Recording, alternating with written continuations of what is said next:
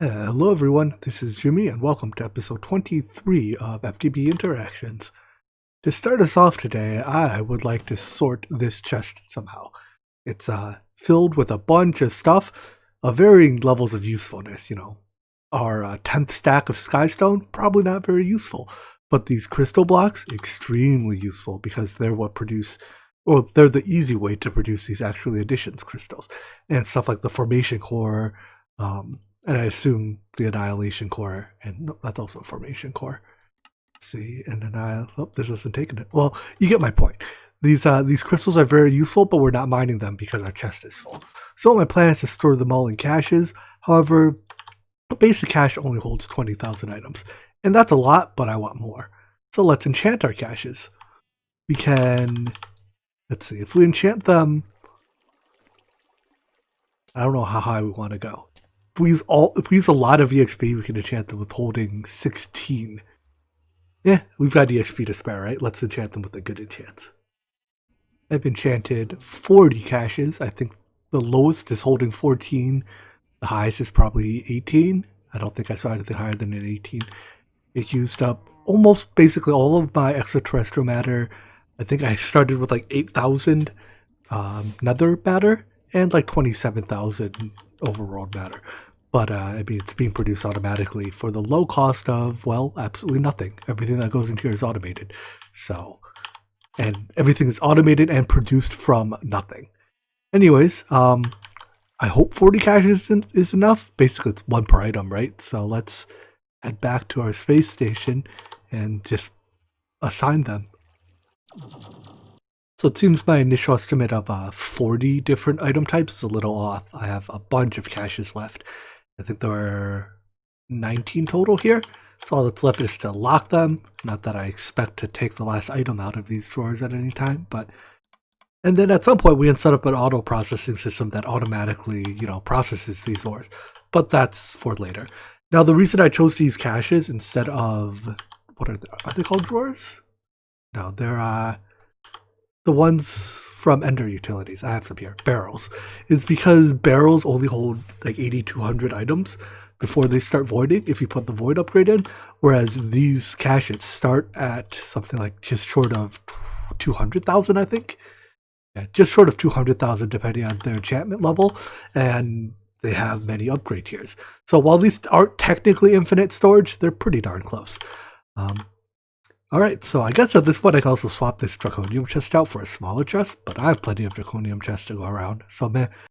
Anyways, I want this set up because I need a lot of these crystals going forward, and there was a lot of time when our miner wasn't mining because its output was full, but no more. Now, the way this is set up, I can, when I get an ME system, just slap a bunch of storage buses on the front of these and access all of these items from our ME system. And this, goes perfectly into a SSD, a Super Soaring drive. So, enough beating around the bush. I think it's time to set up our ME system, or at least work towards that. First thing is you have to power it. Let's slip power there, and it turns on. There we go. My plan is to use 7 of our controllers to power the main network and 1 controller to power the subnet that will handle all the P2p channels. I know you could run your P2p channels off your main controller too. I just find this setup is a bit cleaner for my head, and I can wrap my mind around it a little better. So first things first, we have to make a lot of P2p P2p tunnels. Looking at the recipe for P2p tunnels, it's not that bad, right? We've already made polytetrafluoroethylene. The only tricky thing here is these dense cables. There's a recipe here that's very easy. You can take any smart cable and wash it in water, except I suspect this is supposed to give a Fluix smart cable, not a Fluix dense cable. That seems like a bug to me, so I'm not going to abuse it. You have to do the normal thing of make covered cable and then cover it in glow soda redstone, which just takes more polytetrafluoroethylene, I guess. Well, it's a handful of steps, but not too bad. The Fluix chicken we set up a couple of episodes ago has been working tirelessly, laying eggs and making Fluix crystals. We just hit the 12,000 mark, I guess. Nice. This will save us a lot of trouble in making them. I like how caches, when your inventory is filled up, they stop giving you items. They just stop dropping items. which I guess is both good and bad. Sometimes I just want to drop a bunch of items so I can pull them with me with my magnet, but I think it's overall a good feature. Anyways, a quick trip through the macerator and they turn into dust. I, for the life of me, cannot find where my Polytetrafluoroethylene sheets are. I know they're in one of these chests on top of the machines that's apparently not connected to my logistics pipes, because I don't see them in logistics pipes, but it's probably here. Aha! Found it. I'll grab a handful of stacks and put them into the system. And here come our P2p tunnels, sorry, making 32 of them. That'll be enough to get us started. With this, I guess I still should make storage buses, import and export buses before we tear everything else down, huh? Blech. More crafting. I find it kind of funny how this far into the pack I haven't built a better furnace than my seared furnace yet. The thing is, the seared furnace is really good at smelting. I made it taller. Like I got some of these seared cobblestones from dungeons, so I made it really tall. However, the problem is it doesn't smelt items like conduit binder very well because the output stack is bigger than the input stack. So I have to like manually split the input stacks, which is a bit of a hassle. Alrighty, I've done a lot of crafting, making a bunch of storage buses, tunnels, yada yada yada. I think I kind of fell into the sunken cost fallacy here. I was thinking to myself, I'm already so far in crafting these by hand. Just finish handcrafting them. Don't bother setting up auto crafting with your logistics pipe system. But in the long run, it might have saved time. At least if at the beginning I set up auto crafting. I don't know. Anyways, it's done now. So I've put some tunnels around my controller. Because controllers are slightly hard to come by, I'm going to try to use as many sides of it as I can. Naturally, each side can support 32 channels, so we want to connect each one. Well, these tunnels, P2p tunnels, only connect to a smart cable or non-dense cable at the very least. So we want to connect those up, and you want to somehow try to set it up such that you don't overload these channels. Haha, I've done it. So approximately speaking, my plan is that I want all cables that are running on ground level, that is, that are running in the ground, to be connected directly to this ME controller, and that will serve as my P2P subnet. And then all cables above this level will be part of the main net. That way I can tell the difference between them. So I think it's time that we start ripping up the logistics pipes. This is kind of like a point of no return, because once I start ripping stuff up, I can't craft easily. I mean, I can still manually pull stuff out of chests and craft, but how about we set up our storage first before? Well, I guess that means pulling up our logistics pipes anyways. Yeah, let's start with storage and crafting though. I think I've done the bare minimum to get storage to show up. So if I plug this in and link, let's see, pick any of these. So link that P2P tunnel to this one. You should soon turn on and see all of our items. Device online and no items. All right, what's happening here? So these are storage buses. So what's supposed to be happening here? Oh, hold on. I need to let me do one thing really quick. I just need to power this other half of our storage. So a quartz fiber and a smart cable. Just to make things look neater, I'll even put a cable anchor here. All right. So now do we see items? Negative.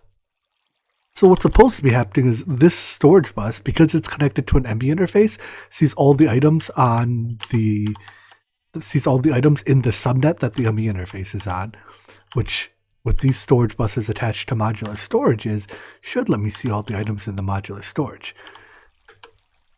And then that continues recursively into a second interface storage bus combo that does the exact same thing. So this is recursive networking.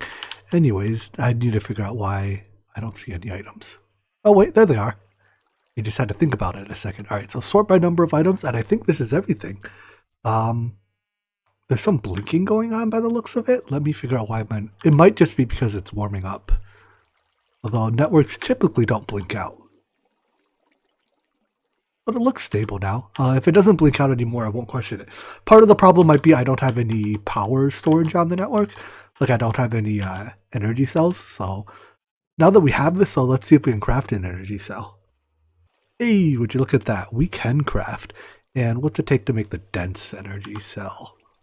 Yep, bit more than we can do right now. We'll just put a bunch of energy cells on the network. So these can really go anywhere. Right here will do. Whoopsies. Well, they need to go in a way that they don't connect the main net to a subnet. Which there is fine. I don't know why the network blinked out when I placed it. Alright, anyways, you don't need a lot of energy buffer. Just a little bit, it's enough to keep the system powered. A little more detail into the way I'm doing this storage here. Each stack of 6 modular storages forms a subnet of its own. So it has 6 storage buses, 1 per modular storage, 1 ME interface pointing to the previous level in the recursive storage, and 1, well, this will have a storage bus pointing to the next level that makes up channel number 7. So that way each 6 modular storages is on its own little subnet. They receive power from the previous one through a quartz fiber connection, and they're able to send items back and forth through this storage bus interface combo. To duplicate the function of our input chest, I just need a import bus. Basically anything that was previously a extractor module, we can replace with or that's an export bus, isn't it? Anything that was a extractor though, we can replace with an import bus. Did I not make import buses? Whoopsies. And put in some acceleration cards. So anything that goes in here will just get slurped up into now what is our ME system. Likewise, replacements for providers, either provider pipes or provider modules, those can just be swapped out with storage buses. Suppliers, let's see if I can find a supplier here. I probably have a supplier module in here, can be export buses. Now it's a little bit trickier because suppliers have this convenient thing where you can say, give me 1 stack and don't put the same item in both, whereas export buses don't do that. So in some cases, you might want to use an interface and item conduits where you can use a limited item filter to say, don't put more than a stack of each input in. So just a little thing to keep in mind. Anyways, I'm just going to continue ripping out our logistics pipes and putting in the ME components as they match up. There's another challenge we'll have to grow into as we swap out the logistics pipes for the ME system, and that is that the active supplier module, this one here I was using to provide sulfur dust and rubber enriched eggs to our chemical reactor making rubber. It has an implied crafting card in it. Whereas for an ME interface to craft, you have to actually put a crafting card in it. However, I'm going to try to avoid using crafting cards because they are a lag monster in the late game. For now, that just means that this sulfur dust will not be crafted on demand. If I kept up with the logistics pipes, I think at some point it would have started lagging. So it's good that it's good that we're stopping that practice, but that does mean that we need some way to provide the sulfur dust to the network without the need of a crafting card. And I have plans for that for later. On second thought, instead of putting it off to later where I'm liable to forget, let's solve this problem now. So what I'm going to do is, instead of supplying the sulfur, I'll supply blaze matter instead. And the blaze matter will go into a crafter. So we'll use a different channel. Let's see here. Up, insert blue, extract brown. So what will happen is, let's turn you off for now. This will get blaze matter, and then blaze matter can be crafted through a couple of steps. Let's briefly, actually, whoopsies, I didn't mean to do that. Briefly, let's turn off the insert so I don't have to keep worrying about the slots filling up. These are all the crafting steps that were previously being done by the logistics pipes, but you go pristine blaze matter into blaze powder, tiny sulfur, to sulfur dust. So all I have to do is turn this on. We can set you to fast mode, and it's crafting sulfur dust. And it doesn't really matter what all these extra slots fill with. So we can turn your insert back on, and this will be supplied automatically with pristine blaze matter while crafting it all the way down into sulfur dust for our chemical reactor. And then this insert has the limited filter that prevents the same item from taking up both slots. A nice feature that you get from applied logistics in general that you don't get with logistics pipes is priorities. So on all my dedicated item storages that only hold a single type, I'm setting them to high priority, and optionally I'm partitioning them. This way, if ever something tries to consume this item, it'll consume from the lowest, well, if it's taking them out of the network, it'll take it out from the lowest priority first. So any I have in general storage will be used before the uses the ones in here. And if we're putting them in, it'll try to put them into the highest priority first. So they'll be inserted into this cache before they get inserted into general storage. About halfway done ripping out the logistics pipes, and I think my estimate for the number of components I need was pretty close. I might need a few more storage buses and interfaces and a few less import and export buses, but or rather, I guess these are both export buses, right? Export and fluid export buses, but I came pretty close. Now, what I was way off on were conduits. I've already made I started with 2 stacks of dense conduits, and I think I've already placed 4 or 5 stacks. And by the looks of things, I'm going to need to craft like another 4 or 5 stacks of dense conduits. Thankfully, dense conduits are so much cheaper to make than dense cables that, you know, it's no big deal, right? Our chickens produce this. These you make like 1 billion per rod. And this is just easy stuff. So, all right, well, the conduit laying continues, I guess. An unfortunate feature of export buses is that you cannot you cannot set them directly through JEI. There's no way to drag the ghost item in. So if I want this to be exporting chlorine rather, I need to actually have a bucket of chlorine on me to set it. It's occurred to me that every single fluid storage bus I've placed down, I've set to priority 1000. And if you're going to set them all to the same high priority, there's no difference from leaving them all at 0. Frankly, I don't think that really matters. The way I'm doing my fluid storage is that I will only be using fluid storage buses and fluid export buses. At no point will I use like a fluid import bus, because I'm not using any digital fluid storage, and I'm just storing it at the point of creation. So priorities don't, that's not true. Priorities do kind of matter. By setting a lower priority, I can actually cause the fluid to be used up first. It's somewhat counterintuitive, but if I have something that's like a secondary provider of a resource, I can tell it to use that first before I start voiding it. Here's an example, actually. This system produces chlorine and hydrogen. This is a primary producer of chlorine and a secondary producer of hydrogen, because I void excess hydrogen, whereas I don't void excess chlorine. So what I can do is I can actually set, I even did that already. Wow, Jimmy, you're so smart. I set this to a slightly lower priority. That way, in fact, I'll even set it all the way to 0. That way it uses the hydrogen from here, which will be voided if it doesn't get spent, before it uses the hydrogen from here, which doesn't get, there's no voiding happening here ever. So that way you can set priorities on what gets consumed first. Now, just bear in mind, it's somewhat counterintuitive that it consumes from the lower priority first. So you need to set your secondary storages to a lower number than your primary storage. And by using conduits, I can run one type of conduit directly through another, so I don't have to do this weird bend thing to deal with intersections. That's also the wrong type of conduit. The inability to set export buses with ghost items strikes again. I can't just drag my hot ingots, wherever they are, into here. I have to actually pick up a hot ingot. Ow, ow, ow. Burn my hands for a while in order to tell you to send those there. And now these hot ingots should automatically get pulled in. But not until I burn my hands to teach it. Was it worth it? You never know. And we're on the home stretch. Only one line of machines left to go.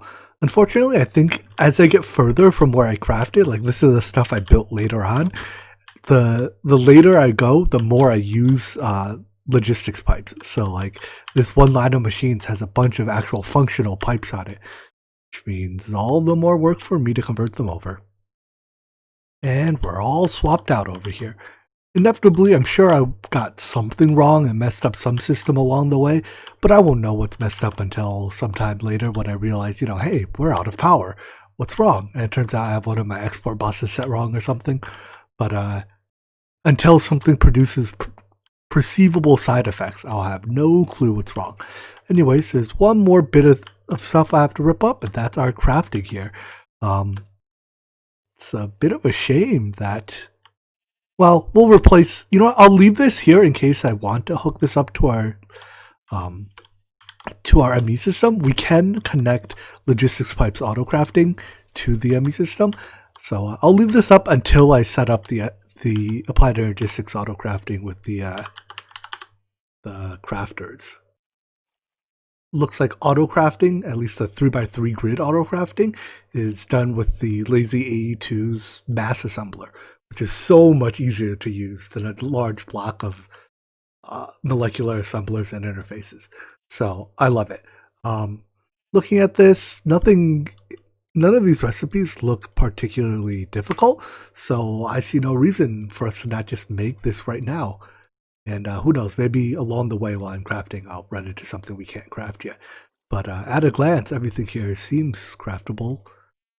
Flux dust and, hiding there, gallium. But yeah, let's set up the Lazy AE2's mass assembler. I'm noticing some pretty strange behavior here as far as the power draw goes on my network. So this here, when I click on it, when I right click on this, only shows me the power draw of the subnet, of the P2p subnet.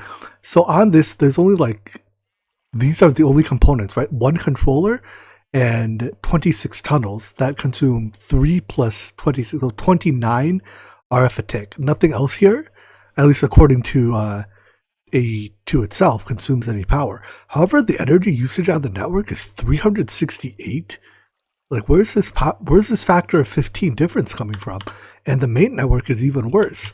So if I look at our main network, we're drawing 1.5K RF a tick, and again, it's like there's 7 controllers, 5 interfaces, a terminal, but the total energy draw doesn't add up to anywhere near 1.5K.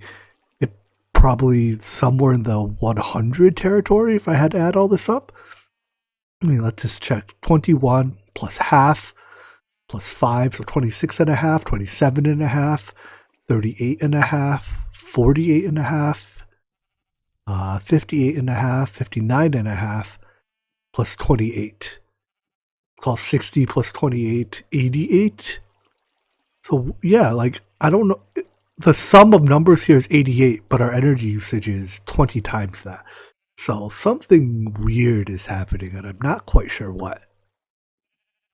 Alright, digging through the configs, I think I figured out the high power drain. There's just a 10x global modifier being applied to AE2 power usage. So that's at least accounts for a significant part or significant amount of the disparity. I don't know how I get from, what was that, 90 to 1.3K, but that 90 becomes 900, and then I think there is something in AE2 that the larger your network gets, there's a energy use multiplier that's hidden from you, I think, maybe. But the weird effect of this now is that, say I want to withdraw a bunch of aluminum, right? The withdrawing works fine because I can only click so fast. However, when I go to deposit this stuff, it causes one of these storage subnets to blink out because they only have 200 internal storage. And when I deposit a lot of items at once, that sometimes overloads it. I've tried putting energy cells on these subnets, and it kind of works, but for some reason, or for one, I can't place them touching each other because energy cells transmit channels. So I have to place them in a manner such that they don't touch each other at any point. It does make it a little bit tricky because now that happens. Alright, I figured out a way to put one energy cell on each subnet here, and none of the energy cells are touching each other. As far as I can tell, that does seem to address the blinking out problem when inserting lots of items at a time. When I do this, the number never changes. Well, it goes up as expected, but it doesn't go down as a result of parts of our storage network running out of energy. So I guess it's just something I have to keep in mind now. With the extremely high power draw, the small internal buffer of these storage networks or these storage subnets isn't quite enough, and we have to supplement them with an energy buffer. And in order to power all this, I now have 3 Spectre coils powering our ME system. Each one transfers about 1,000 RF a tick, and we consume somewhere between 2,000 and 3,000 RF a tick, so all 3 are necessary. To start us off, let's build a 5x5 exterior or 3x3 interior mass assembler. That leaves us, well, I guess it's 3-dimensional, right? So it's 3x3x3 interior, which is 27 functional interior blocks. So it's the mass assembler is built using mass assembler frames to basically on all the edges, and then mass assembler vents on all the sides. And then somewhere along any one of the sides you need the controller, and that should not form the multi-block. Maybe it requires at least one of the internal components to form. Your internal components are pattern providers and crafting coprocessors. So pattern providers, these are what actually hold your crafting patterns. I think each one provides 27 slots. So put my extra frames away. I don't know, I'll make a handful for now. I think I've gotten a couple 1K processors from Dungeon Loot, so here, let's start with 4. That's apparently how many 1K processors I had. And I'll make a handful of coprocessors. These just make the crafting process faster. And I guess 3 crafting coprocessors because I've run out of fluid cables. So these can go anywhere on the interior, and air blocks are allowed on the interior. I'm going to actually intentionally leave that light there just to test to see if that's also allowed or if that's going to break it. Anyways, I need one more frame to close things up. Or is it one more frame or vent? I forget where I broke in. I guess it has to be a vent, right? And there we go. So I guess it doesn't mind the light block being there. So since I have 4 pattern providers in here, I have 4 pages of patterns, and because I have 3 coprocessors, it crafts at 10 work a tick. I don't know how much work it is for each crafting task. So all I have to do is hook this entire thing up to our ME system. It connects as one single device, so it only takes a single channel, and we can drop our crafting patterns in there. It looks like you can only connect the controller block to the network, but you can, if you need to access it, for whatever reason, you can just right click it. So with that connected, let's make our pattern terminal and see if we can put that thing to use. There was definitely a small part of me that expected this recipe to be awful and very difficult to make, but apparently that part of me was wrong. I'm completing quests here too. I should see, does this reward patterns? Oh, well apparently I would have been rewarded stuff for making that. I kind of want that singularity. I guess I'll pick up the components. Anyways, we need to make some patterns. These aren't even bad recipes. All right, we're in business.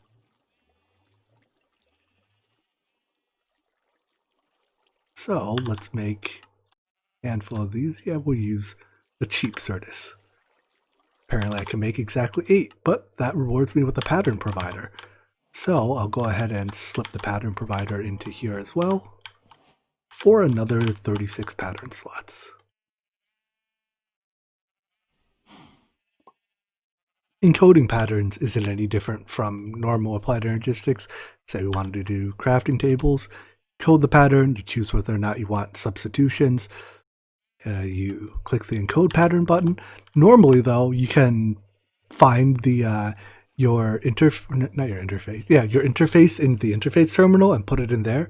However, the Lazy82 mass assembler doesn't show up there, so you have to actually head over to your mass assembler and put your items in.